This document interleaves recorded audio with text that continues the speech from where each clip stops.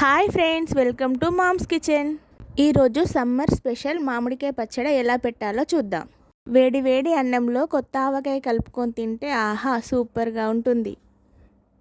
నోరూరించే రుచికరమైన మామిడికాయ పచ్చడి ఎలా పెట్టాలో చూద్దాం. పచ్చడి కోసం 3 మామిడికాయలు తీసుకున్నాను. ఇప్పుడు స్టవ్ ఆన్ చేసుకొని ప్యాన్ పెట్టుకొని అందులో 1 స్పూన్ ఆవాలు, 1/2 స్పూన్ మెంతులు, 1 స్పూన్ జీలకర్ర వేసుకొని వేయించుకుందాం. మామిడికాయలను శుభ్రంగా కడుక్కొని వాటర్ లేకుండా తుడుచుకొని వీడియోలో చూపించిన విధంగా చిన్న చిన్న ముక్కలుగా కట్ చేసుకొని పెట్టుకోవాలి. ముందుగా వేయించిన మసాలాలని మిక్సర్ జార్లో వేసుకొని మెత్తగా పౌడర్ చేసి పక్కన పెట్టుకోవాలి. పొట్టు తీసి పెట్టుకున్న 2 వెల్లుల్లిపాయలు మిక్సర్లో వేసుకొని బరకగా గ్రైండ్ చేసి పెట్టుకుందాం.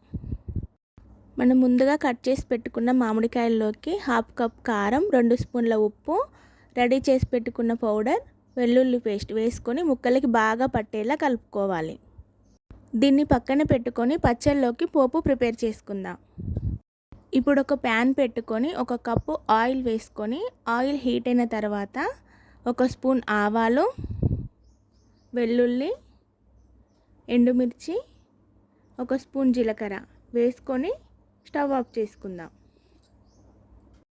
ఆయిల్ పూర్తిగా చల్లారిన తర్వాత ఈ పోపుని పచ్చళ్ళలో వేసుకొని కలుపుకోవాలి.